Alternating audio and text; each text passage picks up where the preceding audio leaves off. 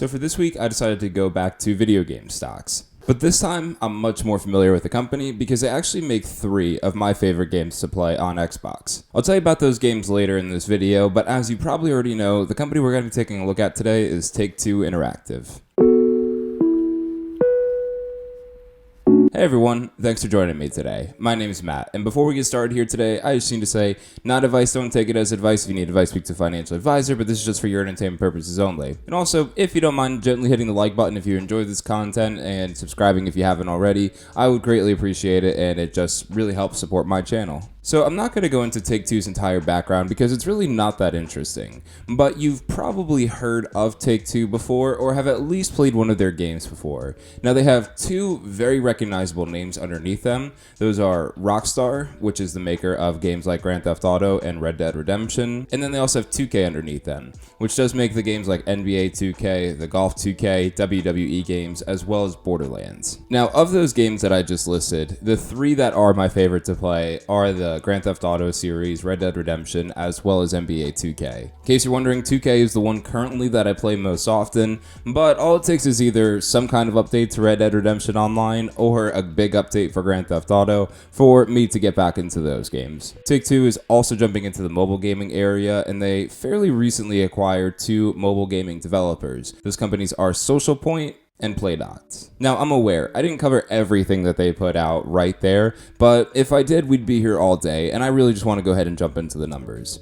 Now, for this week's numbers, we are doing a comparison. It's going to be similar to what we just did recently with Roblox, but the companies we'll be doing the comparison to this week are EA and Activision Blizzard. Now, starting here with the market cap, as we can tell, Take-Two is the smallest company by a market cap perspective, being around $20.4 billion. Still a pretty large market cap, but when it's compared to a company like Activision Blizzard, the maker of games like Call of Duty, then we see that they have the $76.62 billion market cap, being more than 3 times the size of the market cap than what Take-Two has. EA kind of sits in the middle of that, little bit closer to Take-Two though, being at a $41.9 billion company, and that actually makes sense to me as well. Now, when it comes to the price to earnings ratio, a lot of you are probably familiar with the rule of PE under 30, meaning a lot of investors do like to see PE ratios under 30, sometimes under 20, as a way to identify if a company is a value stock. Now, as I've said in the past before, there's many other metrics. We shouldn't just be solely dependent on the PE ratio. And also, another flaw with the PE ratio here is that actually for the gaming industry, the average PE ratio is a little bit higher than 37 times earnings. So it's like 37.2 or 37.6. I don't remember exactly what it was. So keeping that in mind, we can actually tell that both Activision as well as Take-Two are, I guess we could say, undervalued for a gaming company stock if we just solely look at the price to earnings ratio. So while that is over 30 compared to other gaming companies, they are below what the average is, meaning that this could potentially have a value opportunity to it. With EA though, with them being at, 51.3 times earnings, they are obviously going to be considered a overvalued company, regardless what industry you're in. Now, if you're a dividend investor, you might not be as interested in Take-Two as you would be with EA or Activision Blizzard because they don't pay a dividend. Now, yes, both EA and Activision's dividend yields are pretty low, and it's nothing substantial, but I know that some people are always after at least having some kind of payout towards them as an incentive to buy the stock. So keeping that in mind as well if you were to be considering any of these 3 companies. Revenue growth here, as we can tell with Activision, they have the 32.87%, which absolutely outshines the other 2. But I am still pretty happy with what Take-Two has done for their revenue growth, being at 9.19%. I was a little surprised to see that EA's is only about 1.66%. I guess I really shouldn't be, considering I talked about this company 2 weeks ago, but that is, again, just something I'd be interested in looking into a little bit further. Same thing with their EBITDA growth. There must be something causing a negative EBITDA growth for EA, with it being negative 22.78%. Now, I am very satisfied with what Take-Two has here, though, for an EBITDA growth at 53.71%, slightly less than what we see for Activision, but nonetheless, I am okay with that over 50% EBITDA growth, which again, EBITDA is just a cash flow measurement. And last but not least, we do have the current ratio for these companies, We could tell they're all over 1, and Take-Two's is actually pretty close to 2. So I would say all of these companies are in a pretty good spot so far. Obviously, again, Activision has the best one there, being at 3.43, which is a great current ratio to see. But with these companies being a pretty capital-intensive business, because making these games are not cheap, I think it's a really good thing to see with them having a lot of cash on hand or minimal debt on their balance sheet to really make sure that when they produce these games, they're not going to need to borrow a lot of money or take on a lot of debt in order to produce them, which ultimately will help them out a lot when it comes to their profitability. Now you might be wondering, why am I choosing Take-Two over Activision? Well, reason being is because I actually already added Activision Blizzard to our watch list a long time ago, back when I was using E-Trade. Again, probably a company I need to follow up on and see how the results are looking, but ultimately, I am looking to have a few more investments in this gaming industry because I really do see a lot of potential looking forward with this sector, and having some exposure to some of these companies now can be a great advantage for us if this sector does grow the way they're anticipating it to. But when it comes to Take-Two, it's more than just the financials that impresses me about this company. Starting off with Grand Theft Auto 5.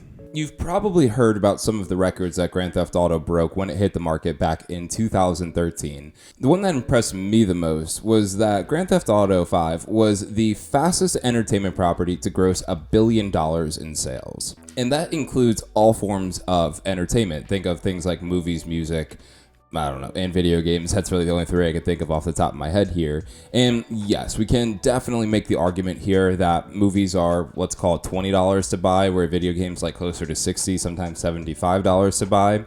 Nonetheless, though, reaching $1 billion as quickly as Grand Theft Auto did is something crazy, and I'm not sure if anybody else has come close to hitting that mark as quickly as they did with Grand Theft Auto. And I know, we hear people all the time demanding for Rockstar to come out with Grand Theft Auto 6, and I would be very excited if I did see that they're coming out with a Grand Theft Auto 6. However, I don't see that happening anytime soon, considering that during 2020, Rockstar still sold 20 million copies of Grand Theft Auto, and that is 7 years after the game was initially released. So 7 years later, they're still able to sell 20 million copies of this game, which is absolutely crazy to see, and leads me to believe that we might not be seeing a Grand Theft Auto 6 anytime soon, or as long as they're still able to keep up numbers like this. Side note, while we're talking about Rockstar here too, I do want to say I think Red Dead Redemption 2 is one of the best story mode games that I have ever played. The amount of detail that went into that game was absolutely incredible, but they absolutely blew it when it came to the online platform, which was very upsetting to me. I was looking very much forward to having the online for Red Dead Redemption 2, but it's just not as exciting as that story mode was. Anyway, I do believe that Take-Two is taking advantage of an opportunity that is helping these video game companies look more and more attractive to me as an investment than they were in years prior. And that does have to do with the in-game purchases, or as they like to call recurrent purchases. One of the issues that I've had with investing in video game companies in the past is kind of similar to one of the issues that I have with investing in car companies. It's that once you buy the product, it might be a pretty long time, sometimes a few years, before you buy another one of those products. And also, there's a used market available to that, where the companies don't benefit from anything being sold on the secondary or used markets. Now with these in-game purchases, though, I think it makes video game companies look much more attractive, because it is a way for them to still be able to generate sources of revenue after somebody has already made that initial investment of buying the game itself. And as we can tell by this graph here, this recurrent spending is becoming a bigger and bigger portion of Take-Two's revenue every single year, and it's probably only a matter of time before this makes more money than the actual games itself. And when it comes to this recurrent source of revenue, NBA 2K actually happens to be the leader of that source of revenue over all of their other games that they have out there, which to me actually makes a lot of sense. Similarly to what we saw with Roblox and the whole Gucci bag thing, we see that something similar with NBA 2K in that they have real brands that you can buy in-game. So an example was, recently I bought a Champion sweatshirt from the in-game. Now I was lucky enough to have enough in-game currency to buy that without shelling out any real money for it, but a lot of times they're able to generate demand for these products by having them only for a limited time frame, and usually they'll cost more in-game currency than what most players have, which will then require for them to actually spend real money to buy these products, which again are for a limited time. So it's not like you can grind it out and really make enough money to be able to buy that product. And we see something very similar in other games like Grand Theft Auto, where you do have the ability to spend real money to get in-game money, which can just really help further advance you along on that online story much quicker than it would if you tried to do it all without using any kind of real money to get you to those points. And I really actually even see this recurrent spending becoming an even bigger part of their business as they really start to hone in on those free-to-play apps that also have the in-game purchases. A lot of times it seems like those games, yes, they're free to play, but to really have fun, you have to spend real money. That's usually when I end up deleting the app, but a lot of people do make purchases to continue playing those games, especially if they really enjoy them.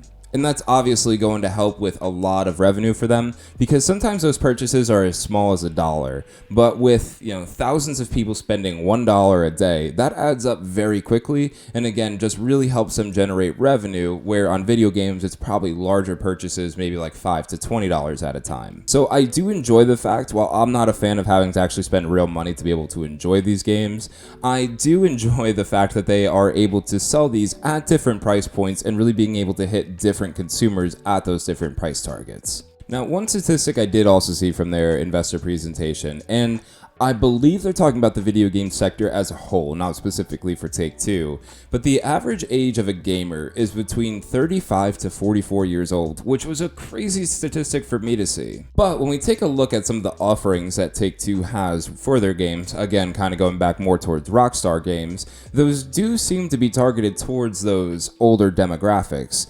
I've been playing Grand Theft Auto Vice City since I was in like 2nd or 3rd grade, but obviously that is not their intended audience. It is really for people, rated M for mature, so it is for people that are over the age of 18. But I think that's going to be the huge opportunity for Take-Two, especially Rockstar, to take advantage of, because with those games being more geared towards adults, and with the majority of gamers being in the adult age group, then I think that they are actually hitting that mark and reaching the majority very quickly. But they're also able to bring people in from a young age with games like NBA 2K, because that's really a game that could be enjoyed by anyone at any age. Same thing with the golf games as well and many of their other offerings. So that's not really something that I'm taking into consideration when I look at this company as an investment, but I just thought it was something unique to point out and wanted to share with all of you. Now, if you can't tell, I actually really like this company as an investment. I think really any of the 3 video game stocks we talked about today, Take-Two, EA, or Activision Blizzard, are all great companies, and they obviously all have a great product line out there. But I just tend to favor the games that Take-Two comes out with, so I'm personally very excited to add this one to the Watchlist Wednesday portfolio. With that said, I'm going to go ahead and add this one to the portfolio, so let me go ahead and handle all of that, and I'll be right back with you. Alright, so I did just go ahead and buy 30 shares of Take-Two. Our cost was about $175.49 per share, and last clocked in at $175.49, giving us a gain of about $2.70. Now, that's literally within the past 2 minutes, so take all that with a grain of salt. It's kind of meaningless right now. And from what it looks like stocks are taking a little bit of a hit today. So I do expect us to maybe initially lose some money with this. But for the long run, this is a company that I'm going to be very excited to have in the portfolio. And if you can't tell some of the other positions that we have in here that are doing terribly, I'm okay with some red days as long as eventually, within the next year or two, we start to see some kind of recovery with these companies. Just wanted to highlight a few companies here. There's not much to highlight, as you can clearly tell by the screen. Blackstone, still doing great, so I'm excited about that. Squarespace up $132, Shopify up $560 for us, and well, that's about all that's exciting here in the portfolio today. Rest is down, but if you take a look at the screen, the portfolio is finally in the green, only by $66, but who am I to complain? We're finally back over that $1 million mark, which only took like 6-7 weeks, so nothing too bad there. Anyway, that is my review here of Take-Two Interactive. I hope that you enjoyed this video. If you did, I just kindly ask that you gently hit the like button. I don't want you to break your computer or anything, but I would really appreciate if you did so. Also, if you haven't subscribed already, I just ask that you consider doing so. And as always, please leave any comments below of any companies that you'd like for me to take a look at, if you have any questions for me, or if there's anything you think that maybe I missed during this video that will be important to share with others. Always leave that down below and I'll happily pin your comment. With all that said, though, I'm going to wrap up here, so thank you so much for taking the time out of your day to watch this video. You could be anywhere in the world, but you're right here with me, and I really appreciate that. But I'll let you go ahead, enjoy the rest of your day, and I will see you next time. Hey everyone, thanks for joining me today. My name is Matt, and as always, before we get started here, I just need to say, not advice, don't take it as advice, you need advice. Ugh. Hey everyone, thanks for joining me today. My name is Matt, and before we get started here, I just need to say, hey everyone, thanks for joining me. Oh, that was weird.